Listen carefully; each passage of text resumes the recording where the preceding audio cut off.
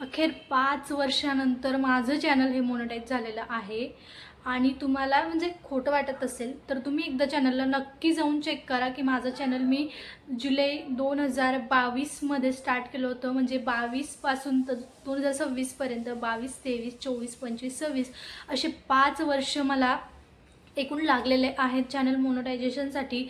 त्याच्यामागे म्हणजे एवढी मेहनत आहे, एवढ्या साऱ्या गोष्टी आहेत ज्या की मला तुम्हाला सांगायच्या आहेत आणि तुम्हाला पण एवढा वेळ लागू नये. कदाचित तुम्हीसुद्धा काही चुका करत असाल की ज्या मी केलेल्या आहेत आणि मला एवढे 5 वर्ष लागले तेही मोनेटाईज व्हायला. काहींचं चॅनल जर तुम्ही बघणार ना तर एका महिन्यात, काहींचं एका आठवड्यात असं मोनेटाईज होत असतं. त्यांना सगळ्या म्हणजे यूट्यूबच्या ज्या पॉलिसीज असतात सगळ्या गोष्टी माहिती असतात. तर माझ्या यूट्यूब चॅनल मोनेटायझेशन होण्यामागे बरीच अशी कारणं आहेत की मी जे तुम्हाला आज माझ्या व्हिडिओमध्ये सांगणार आहे. आणि व्हिडिओ जो आहे तो शेवटपर्यंत बघा, कारण हे एक रिअल स्टोरी आहे. असं कुठलंही फेकाफाकी नाही किंवा काहीतरी सांगितलं असं नाही आहे. कारण बघा म्हणजे हा एक प्रकारचा आनंद आहे माझ्यासाठी, खूप मोठा आनंद आहे. कारण 5 वर्षात मला हा आनंद भेटलेला आहे, मोनेटायझेशन फायनली झालेलं आहे. तर बघा होतं काय, जसंही मी यूट्यूब सुरुवात केली तेव्हा नरेंद्र मोदींचा तुम्ही लेटेस्ट इंस्टाग्रामचा व्हिडिओ जो फर्स्ट त्यांनी अपलोड केला होता त्याप्रमाणे मी बनवलेला होता. म्हणजे ना मला कॅमेऱ्याची सवय होती, कॅमेऱ्याचा अँगल कसा घ्यायचा, म्हणजे कुठल्याही गोष्टीचं काहीही नॉलेज नाही. जर तुम्ही माझा पहिला व्हिडिओ चेक कराल तर तुम्ही म्हणाल की हा कसा व्हिडिओ आहे, म्हणजे नक्कीच तुम्हाला एकदा हसू येईल त्या व्हिडिओवर, असा तो माझा व्हिडिओ आहे. त्याच्यानंतर मी हळूहळू सगळ्या गोष्टींची सुरुवात करत गेले. काही वेळेस असं वाटलं की हे यूट्यूब सोडून द्यावं आणि यूट्यूब म्हणजे आपल्यासाठी नाहीच, ही सुद्धा गोष्ट माझ्या मनामध्ये होती. तर मी मध्ये काय केलं, जेव्हा मला काही गोष्टीत रिस्पॉन्स नाही भेटला तर मी यूट्यूब सोडण्याचा निर्णय घेतला. आणि यूट्यूब सोडण्यामागे माझे एक नाही तर 100 कारणं आहेत. तर मी सांगते तुम्हाला. बघा माझं जसं म्हणजे मी यूट्यूब चॅनल स्टार्ट केलं त्याच्यानंतर अचानक असे व्ह्यूज यायला लागले. त्याच्यानंतर झालं काय की माझ्या मुलाचं ऑपरेशन झालं. त्याच्यामध्ये मी 1 ते 1.5 महिना त्याच्याकडेच म्हणजे त्याच्यामध्येच होती. त्याच्यानंतर परत असं वाटलं की आता काय स्टार्ट करायचं, म्हणजे आता कशाला स्टार्ट करायचं, आता तर आपला अल्गोरिदम पण यूट्यूब आपल्याला साथ देत नाही आहे, काय नाही आहे, आपल्याला व्ह्यूज येतीलच याची काही गॅरंटी नाही. आणि आपण सगळं सोडून आधी यूट्यूबला महत्त्व देतो. म्हणजे त्याची एडिटिंग म्हणा, त्याच्यामध्ये बऱ्याच अशा गोष्टी असतात, व्हिडिओ शूटिंग म्हणा, सगळ्या गोष्टी असतात, हे जे प्रत्येक यूट्यूबरला माहितीच असेल. पण होतं काय याच्याने, मग मी सगळ्या गोष्टींचा विचार केला आणि मग त्याच्यानंतर मग सगळ्या गोष्टींमध्ये माझा वेळ जात होता, एडिटिंग त्याच्यामध्ये. मग परत मी असा विचार केला की ट्राय तर करून बघूयात, आहे आपल्याकडे वेळ आणि मुलाला बघायचंच आहे आपल्याला. तर मग मी 2023मध्ये परत ट्राय करायला सुरुवात केली. जसे जसे व्हिडिओ बनवत गेली त्याच्यात फक्त एखाद्या व्हिडिओला माझ्या व्ह्यूज येत होते, ठीक आहे. तर एखाद्या व्हिडिओला व्ह्यूज झाल्यानंतर मग माझ्या मनात परत विचार आला की आता तर नकोच, मला ह्या गोष्टी पाहिजेत. मेन गोष्ट ही होती की मी इथपर्यंत पोहोचली, 5 वर्षात मोनेटायझेशन गेलं. तर याच्या मागे बघा माझ्या फॅमिलीचा खूप मोठा सपोर्ट आहे. ते मला नेहमी म्हणायचे की तू चालू ठेव, म्हणजे तू तुझं यूट्यूबवर व्हिडिओज बनवणं जे आहे ते कंटिन्यू कर, आम्हाला कुठल्याही प्रकारचा प्रॉब्लेम नाही आहे. तर त्यांच्या सपोर्टमुळे कदाचित माझं चॅनल आज मोनेटाईज झालं असेल. आणि जर मी असा विचार केला असता की यार माझ्या चॅनलला व्हिडिओजला व्ह्यूज नाही आहेत, ठीक आहे, मला चांगली एडिटिंग येत नाही आहे, कुठला माझा टॉपिक काही वेळेस मला स्टार्टिंगला तर बोलताही नाही यायचं व्यवस्थित, आता मी बोलून घेते व्यवस्थित, ठीक आहे. तर असे बरेच असे प्रॉब्लेम मी फेस केलेले आहेत. आणि माझ्यासारखेच बरेच असे यूट्यूबर्स आहेत की त्यांना सुरुवातीला वाटतं की हे यूट्यूब आपल्यासाठी नाही, किंवा जे यूट्यूबर्स आहेत त्यांनी काहीतरी सेटिंग केल्या असतील, काहीतरी त्यांना म्हणजे ऑटोमॅटिकली काही गोष्टी भेटल्या असतील. तर असं नाही, प्रत्येक जो यूट्यूबर असतो त्याला मेहनत ही घ्यावीच लागते. मेहनत खूप महत्त्वाची आहे यूट्यूबवर जेव्हा आपण काम करत असतो. बघा स्टेप बाय स्टेप मी तुम्हाला सांगते की मी माझ्या चुका कशारीत्या सुधारत गेली.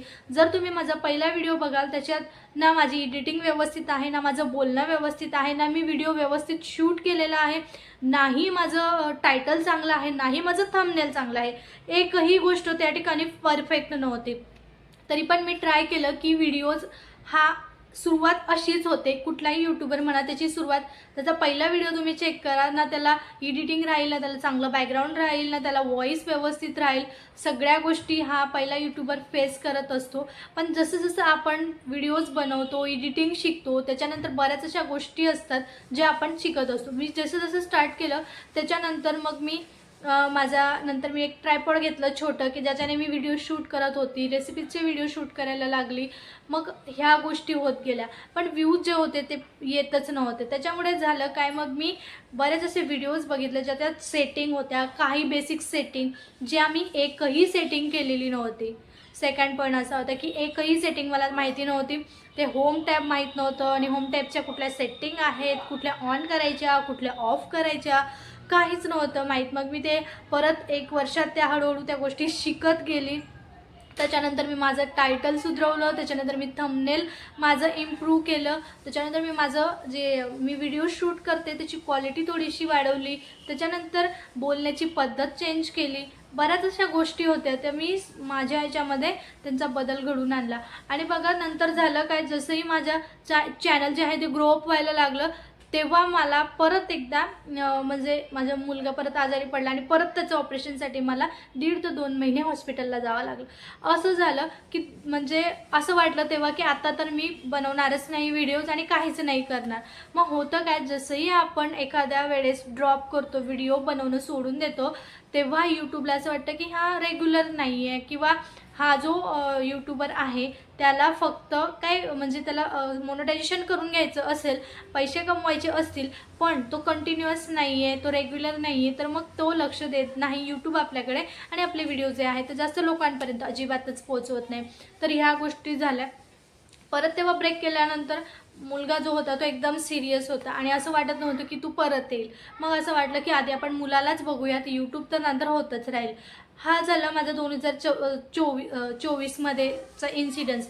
याच्यामध्ये मग परत मी ते सोडलं, यूट्यूब सोडलं, परत मुलाकडे लक्ष द्यायला लागले. परत घरच्यांनी फोर्स केला की तुझ्याकडे एवढे चांगले सबस्क्रायबर आहेत, व्हिडिओज ठीक आहे, फक्त तुला व्हिडिओज बनवून टाकायचे आहेत, दुसऱ्या कुठल्या गोष्टी तुला करायच्या आहेत, तर तू जर चांगला कंटेंट बनवला तर नक्कीच तुला या गोष्टींचा फायदा होणार आहे.